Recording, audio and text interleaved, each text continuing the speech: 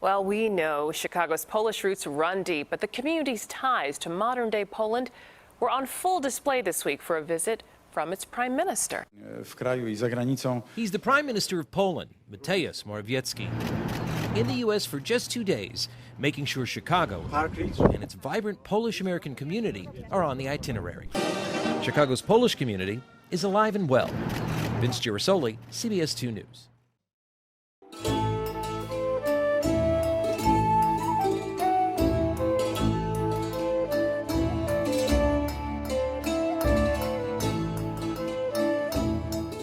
Chicago bills itself as the largest Polish city outside of Poland, with approximately 1,900,000 people of Polish ethnicity in the Chicagoland area.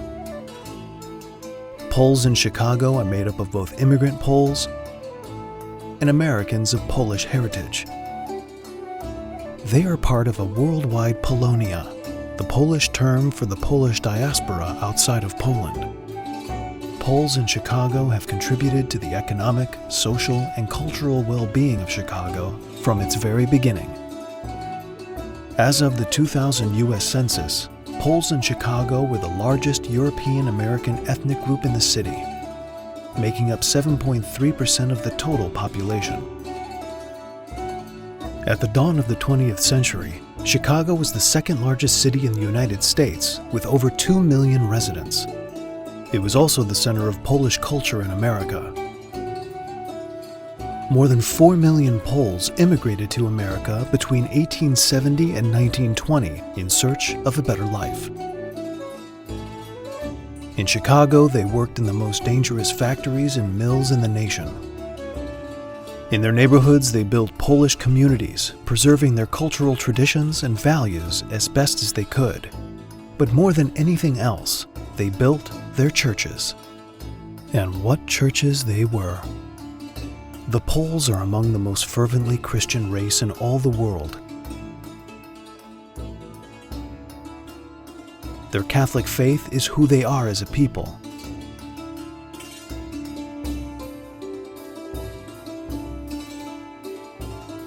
The Basilica St. Stanislaus Kostka in East Humble Park is a Baroque beauty, built by the blood, sweat, and tears of Polish immigrants.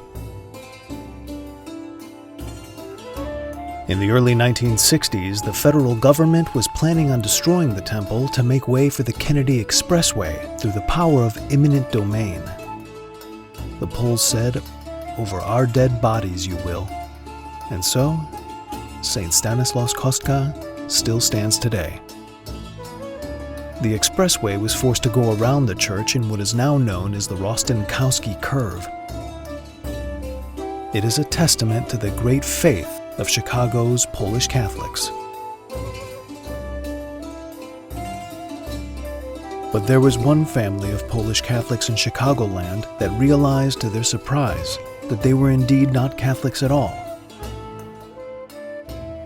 This is the story of how the Obzut family found the one Holy Catholic and Apostolic Church, and what they did about that discovery. Every story has a beginning, and this story begins with Chloe. So it was around the end of 2003. I was around 13 years old when my mom had been diagnosed with cancer called cutaneous T-cell lymphoma, which was a rare cancer, and it attacked the skin.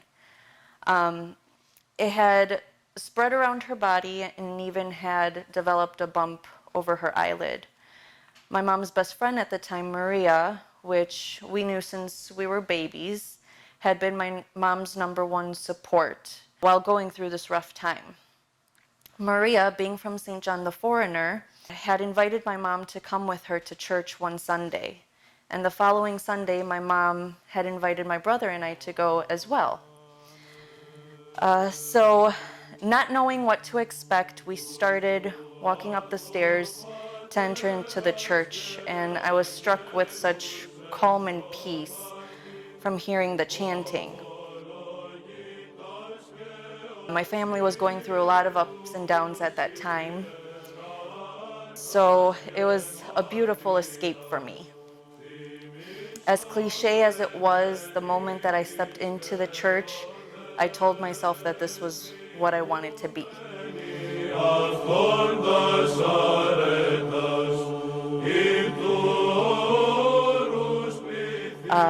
After church service ended, we had gone up on the left side of the altar. I was watching Archangel Michael staring right at me, and we were waiting to meet Father Christos Pitos. Once he came out, he had us venerate the relics of St. John the Foreigner, and then he also blessed my mom with some holy oil above her eye. Once we started driving back home, my mom had realized that the bump had disappeared. So since the time we were from church to home, it completely disappeared. So to me, that was already, just a sign for us. I had started hanging out with Maria, my mom's friend, a lot more, hearing stories of saints and how the church is. And around that time, her niece, Patricia Panayota, she introduced me to her. We've all known each other, but I really started becoming more friends with Patricia later on. She took me in like her little sister, and between Maria, Patricia, and the rest of the family, they were really teaching me about the faith. And Patricia had invited me over on Saturday night so I can sleep over, so that way on Sunday mornings we can go to church together, since I wasn't of age to drive yet. It wasn't until February of 2004 I had sent Father Chris my first email to him expressing my interest in the Orthodox Church. And within his email he had written that it is true that when God calls one, it's a high call and one should be ready to accept it. And that's just what I did. I was 13 years old, but in my heart and in my soul, I knew that this is what I wanted. I remember also at that time, I had attended CCD class, so it's a Catholic Saturday school, for a religious Saturday school. And I had asked the nun, Sister Kathy, why do we do our cross to the left with, the 5 fingers versus how the Orthodox do it to the right? And Sister Kathy didn't know. She actually told me, she's like, we'll have to ask Father Mike, who was our priest at that time. To me, that was a red flag. And so I started asking more and more questions the more I started learning about Orthodoxy. And it happened that they didn't really know the answers to this. And to me, I wanted answers, and I got it from starting to learn about the Orthodox faith. It was tough to hear just that they didn't know the answers, because my family and I, we were all so close to the Catholic Church. I actually served as an altar girl for a few years. I was a very good student in CCD class. We always attended church on Sundays and whatever feast days they had. So I was bummed out in a way, but it was finally until I finished my confirmation with the Catholic Church that I told myself that I would never go to a Catholic church again. And again, that's what I did, because I had an obligation to do that, because my parents were, they paid for it. I had to go. I had no choice in a way. So that finally ended. And then fast forward a little bit, and I had found myself in a dilemma where my parents were going through a bad divorce, and being a teenager, I couldn't handle the stress. So being inseparable from Maria, Patricia, and everyone, I had asked Patricia's mom, Xanthi, if I can start living with them to get away from all the distractions. And they accepted me open arms. You know, we would always joke around that I was the adopted daughter. But every weekend, as I hung out with them and I started to sleep over their house and go to church on Sundays, I would start bringing more and more of my clothes. So I had continued going to St. John's, and when I was, I think, around 16 years old, to my surprise, I see Father Chris walking after the gospel reading. He points at me, and then he pointed to where I needed to be, and he read the catechism prayers over me. And I was shocked. You know, I didn't know what to expect really out of it, but I was so overwhelmed with joy.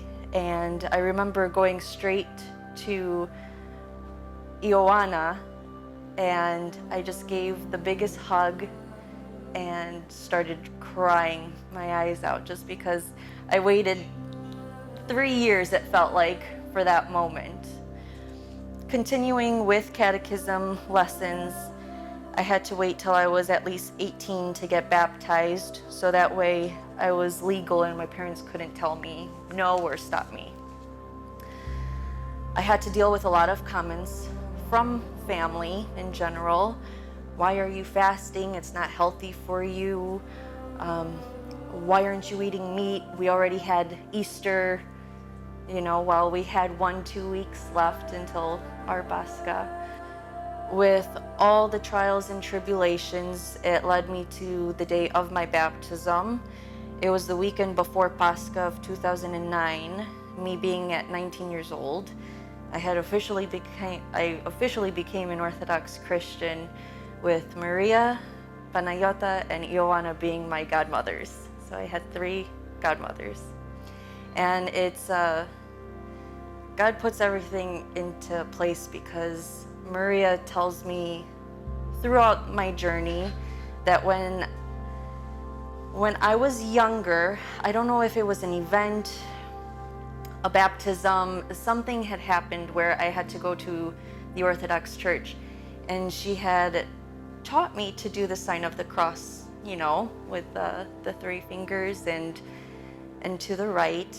And I always caught myself in the Catholic Church, so this is kind of fast forward from when I was very little to, you know, 7, 8, 9, 10 years old, where I would be sitting in the Catholic Church with my fingers like this, being like, where did this come from? So I asked Chloe's mom, can I please take Chloe with me to church? I was Apostolic is that day. And she said, okay, so I took Chloe with me. And she was doing her cross inside the church the Catholic way, you know, like this. So I said, no, Chloe, you do your cross the right way. It's like this. So Chloe started doing her cross in the church non-stop, like the Orthodox way. And she was so happy, and she, you know, she wanted to come again. Back in the day, my parents were like, no, don't do that, you know, that's not the correct way. And then just like realizing like, wow, like this has followed me for a long time. So I kept hearing, before your baptism, the devil would try drifting you away. And to me, it was the opposite. It happened after my baptism that the unseen warfare really started. I drifted so far away spiritually for many years, and I constantly went to church on Sundays because that was my driven force to go. But as the saying goes, orthodoxy is a lifestyle. So my conscience was telling me one thing while I was enjoying the worldly life. And I ended up working at a ballroom dance studio as an instructor and professional ballroom dancer, which led to many hours of work and practicing. And it was at one of our regional competitions where Joel had reached out to my manager saying that he wanted to try out with me to be partners because he was looking for a professional dance partner. Our connection and our chemistry clicked right away. lots of people saw it, were telling us, I'm like, okay, it's innocent chemistry. We started competing right away, practicing right away, and we were placing pretty high up the ranks for being a new partnership. Joel was becoming my best friend, at that time.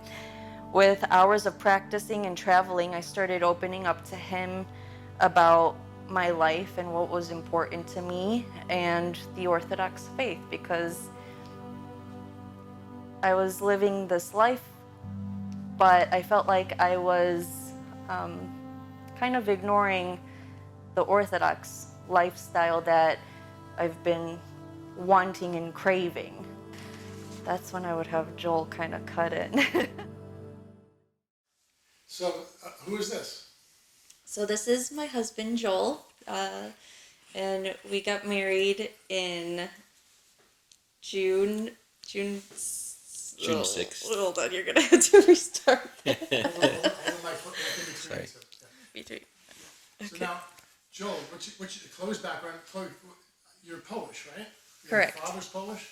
I'm 100% Polish. Both parents are Polish. My mom was born there and then came here. And my father, he was born in America but was raised in Poland and then came back later on as a teenager. So. What's your background, Joel? I am Puerto Rican. My mom is 100% Puerto Rican. She was, I want to say, first generation here. And then my father is a mixture of Swedish, Czech Republic, and Welsh. Far removed. They did their family heritage, and since the late 1800s, they've been in America. So Tell us then, you were raised Roman Catholic then? yes, born to Roman Catholic parents, but they did the bare requirements, I would say. We went through confirmation, holy baptism, and then your first Holy Communion, but then after that they left it to us. And since our parents didn't really want to force it on us, because in their terms it was forced on them, they didn't want to repeat that cycle so that we didn't feel the way they felt. They gave us that choice, and unfortunately we chose not to go after we had completed our confirmation and everything else that we had to do. Okay, now, when you met Chloe, tell us how you met Chloe. Well, I was new to ballroom relatively. I've been only in auto repair most of my life. I took a little venture out thinking I didn't want to do that anymore. I had actually no idea what ballroom dancing was, believe it or not. It was just one of those things. My goal was to work at a gym, Export Fitness. That's where my brother was working. I have a younger brother. And he was working there. He had left the gym to pursue this ballroom dancing thing, and I thought I would fill his void at the gym. But that fell through. And so I had already given my 2 weeks notice at the shop that I was at, and kind of in this floating spot where I figured I was young. I didn't want to wake up with swollen hands every day, and I wanted to do something different with my life. And so my brother's boss had asked if they knew anybody that was interested, and he had recommended me to go. So I went, I interviewed there, pretty much knowing that I had no experience in it. They still decided to take me on just because I was taller, and it kind of just fell into place. Actually, it was some time before I had even known of her existence. I was teaching lessons. I had become, this was probably about a year and a half, maybe even 2 years into the ballroom dancing. I was the manager of the studio at that point, so, kind of worked my way up. I was the manager of one school, she was the teacher of another school, and at that point I did not have a professional dance partner. It's not required for you to professionally dance, but obviously if involved enough to practice professionally outside of your normal work hours and syllabus and things like that you were working on, it would better your career. You'd be a better dancer and in turn a better teacher. So at one of these regional competitions, I had saw her competing with one of her fellow teachers. We would just typically do friendly, competitions amongst each other, and she was dancing with a fellow teacher. And so I had inquired with her manager. I had that manager leeway. And I had asked if she had a dance partner or if they were intending on her partnering up with somebody else. They said no, she was, pretty new to it.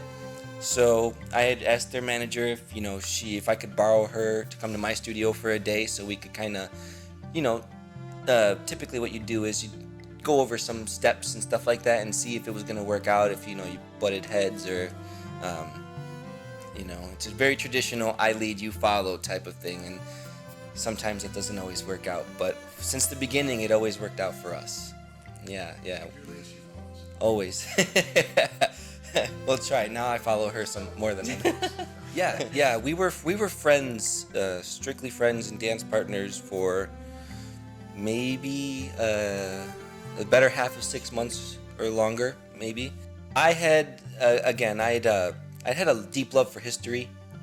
So my life, I've always kind of, especially after high school, I started to really dig into history of why things are the way they are with the world, and not necessarily the United States, but world history and things like that. My father's brother had married a Greek woman who is Orthodox, and she was a catechism teacher as well as a Greek school teacher. So typically what would happen before the ballroom dancing days, if I could rewind a little bit, I would pick my aunt's brain. One day I was asking her about history of the church, and she had showed me this book. I can't remember what the book is, where it is anymore or anything like that, but in the beginnings of the book there was a timeline, almost like a tree, and it basically had showed how Orthodoxy was the first one and how and when each branch of Christianity had come off from that. So my curiosity started to peak a little bit. Little bits here and there I would learn about the history of the churches and how that landed into world history. Fast forward to when I had met Chloe. I was down in the dumps one day, and she was like, "Why don't you come to church?" And I was like, "No, thank you." She had said, "It helps me all the time. It might make you feel better if you want to. No pressure." So I went into St. John the Forerunner on a Saturday for Vesper service with her, and was blown away. Was blown away by everything from the ornate setup of an Orthodox church, never been in one before, to the service itself. Although Vesper service is not very long, it was long enough to grab me, and like I said, I'm a curious person, so I was curious as to why everything was the way it was in the church. I believe we had gone to maybe a couple more Vesper services, and then I had reached out and gotten a chance to talk to Father Christos Pitos about taking some catechumen classes and learning about Orthodoxy. And Chloe was in attendance every time. She was there the whole time, even though she was already baptized. And again, I believe we were still friends even at that point. You were just friends. Yes.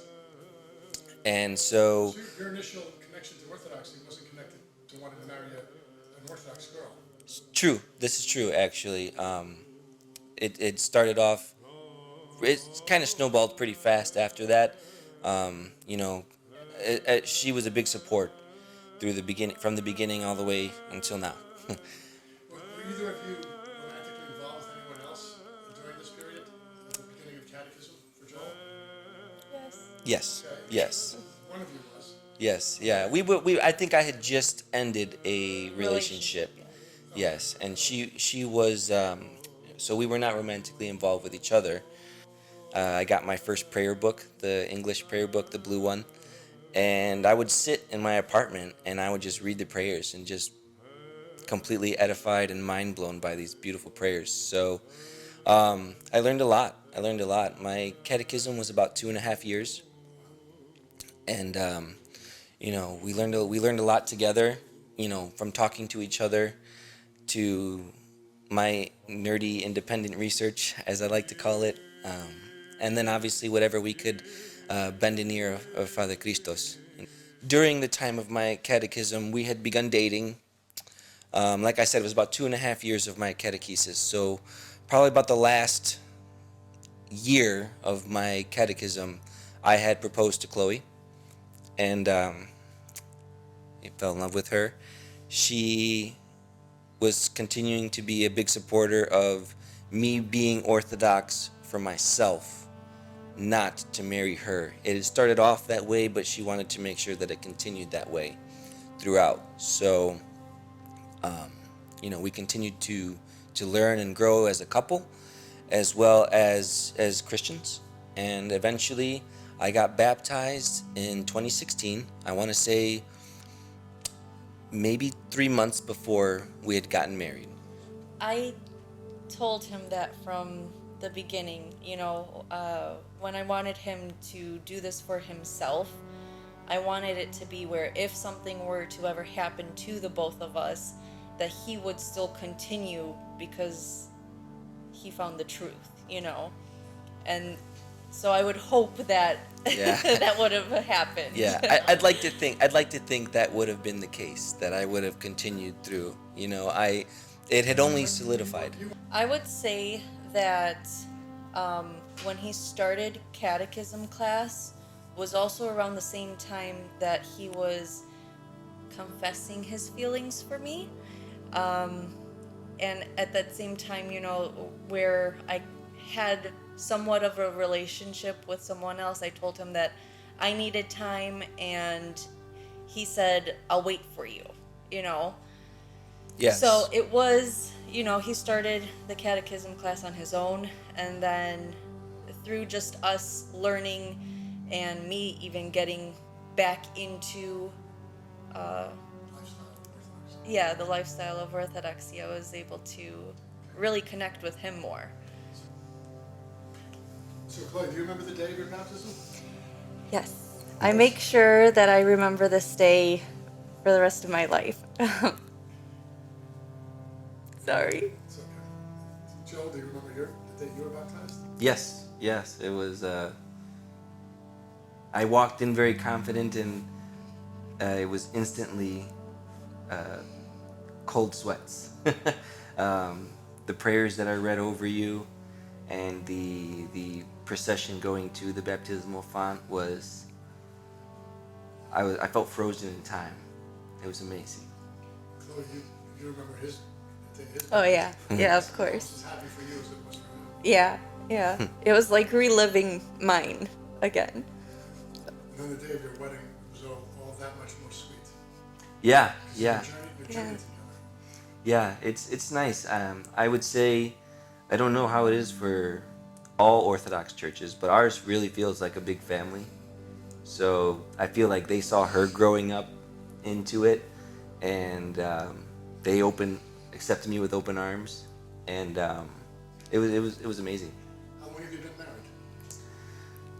5 years. 5 years. 5 years. It's good that you both have the same number. Yeah. I was worried about that. Yeah, 5 years. June 6th, 2016, we got Do married. you have children? Yes, thank God. We have 2 children and another on the way, God willing. Okay, my name is Robert Obrzut, and I was born in United States. When I was 6 years old, I went to Poland with my family, myself, 2 brothers, and we were raised there by aunt and uncle. They were retired teachers. My parents came back to United States to make a living for us, and we stayed there. I was brought up in a Catholic faith. At the time, and this was 1960s, still late 1960s, the masses were done in the area that I was done in Latin. So we couldn't understand much, but then slowly they did integrated Latin with Polish.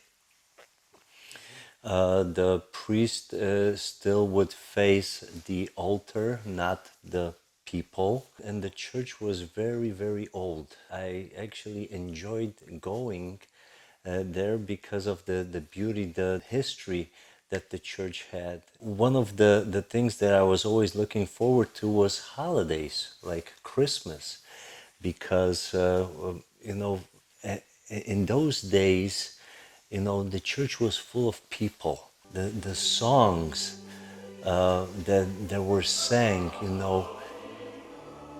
the whole church sang. And you could feel the walls of the church vibrate from the sound. People were singing with passion, and it was with love. It was amazing.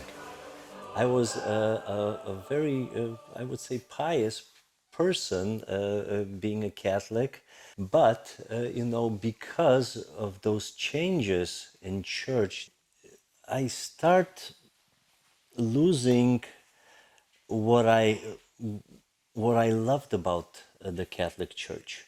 It got to the point where one time I was even asked to serve, to help the parish to serve communion during Mass, and I said, I'm very sorry, but I'm not worthy to touch the communion, the body of Christ, which the Catholics have a wafer, but nevertheless, it's a communion, and who am I to touch?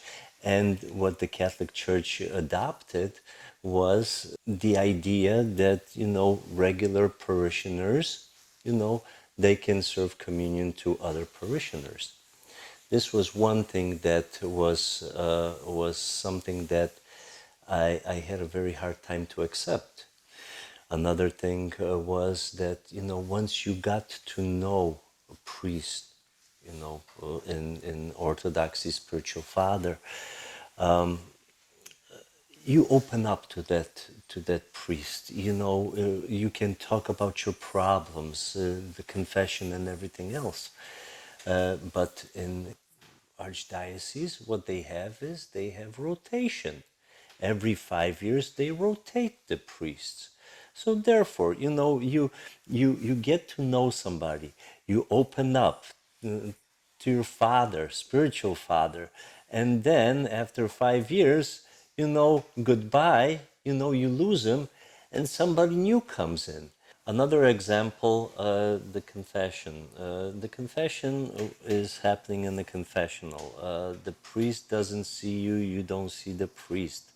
It's very easy not to open up all the way if somebody has reservations or shame, or it's when I learn about Orthodoxy, and actually my daughter, she's my savior because she introduced me to Orthodoxy. I saw a totally different church of God. It just struck me. In Catholic faith, I didn't have so much to do with saints, where the icons, the beauty of the icons, and the faith of the people, and the confession, for example, you speak face to face with your spiritual father. It's very relieving, and on the other hand, it's makes you think that you're not confessing to your spiritual father, you're confessing to God, through the spiritual father. And it's not like, yeah, I can see it, out of sight, out of mind. Over here you see it, and it really touches you. And my first confession was in tears, because it was so strong, it was so powerful feeling, of presence of God.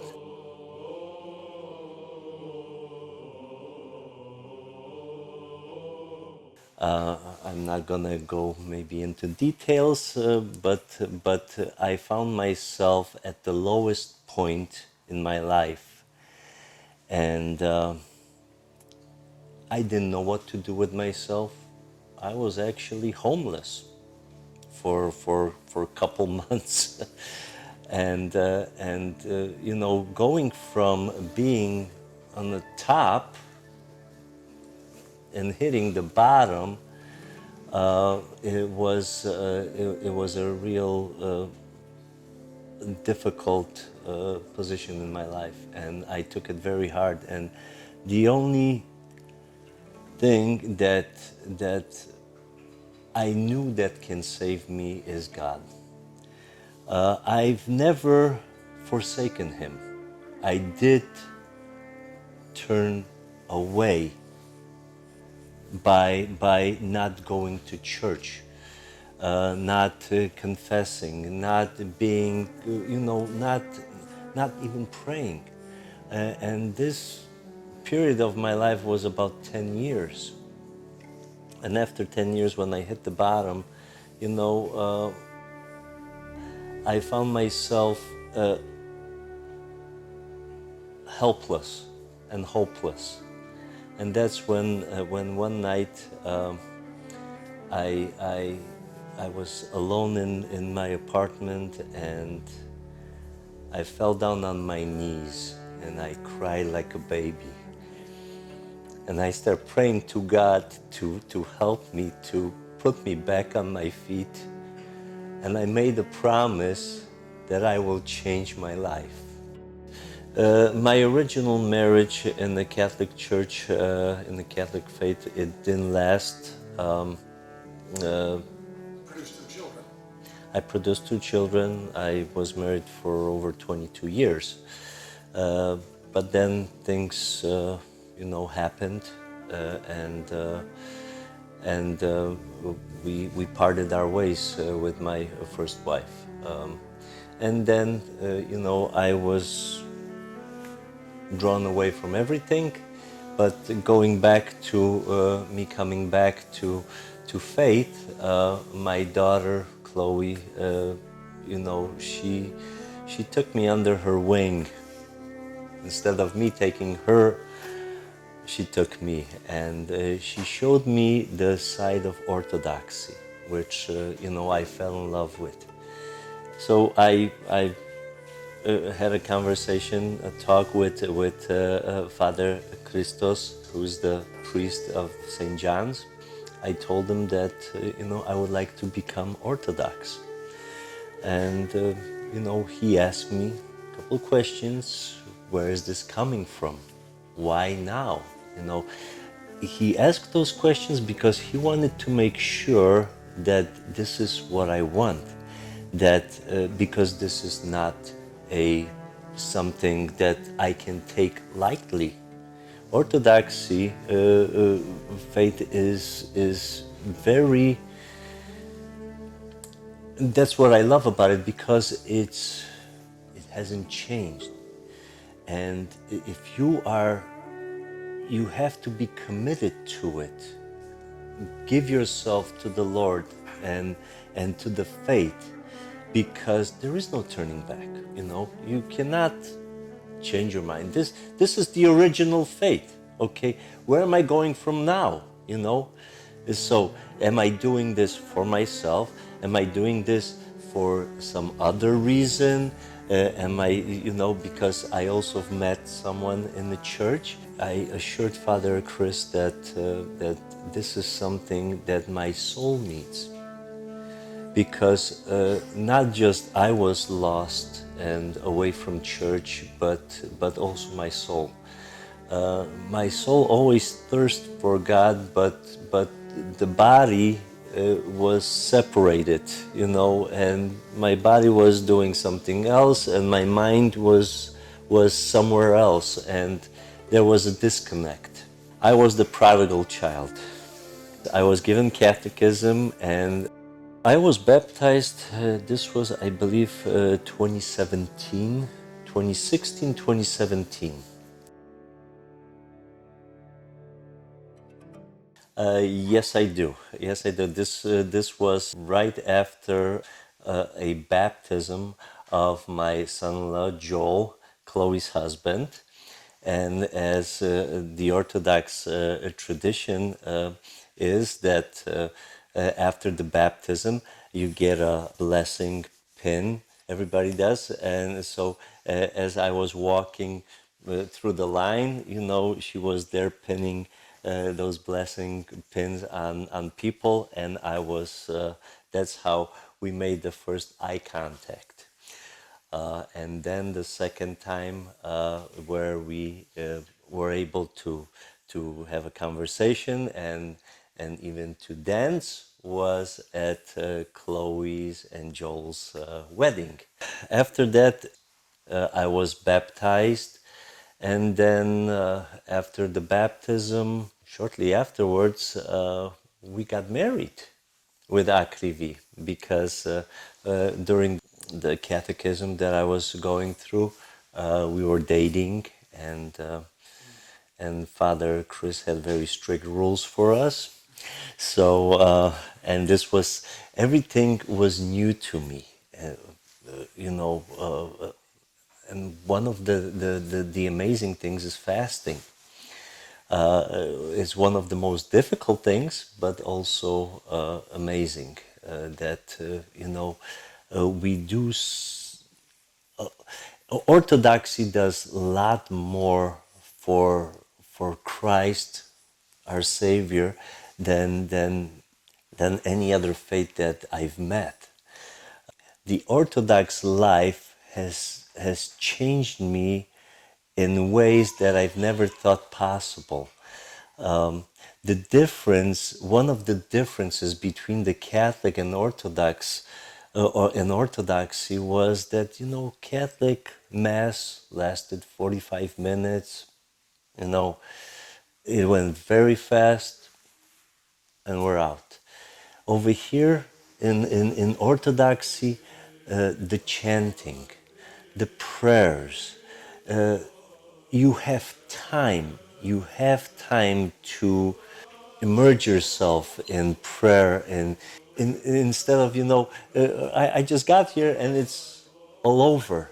And one of the things that I've learned in Orthodoxy is, even before praying, you should compose yourself for at least 5 minutes. That you're gonna be addressing the Lord with your prayer. That's what I needed.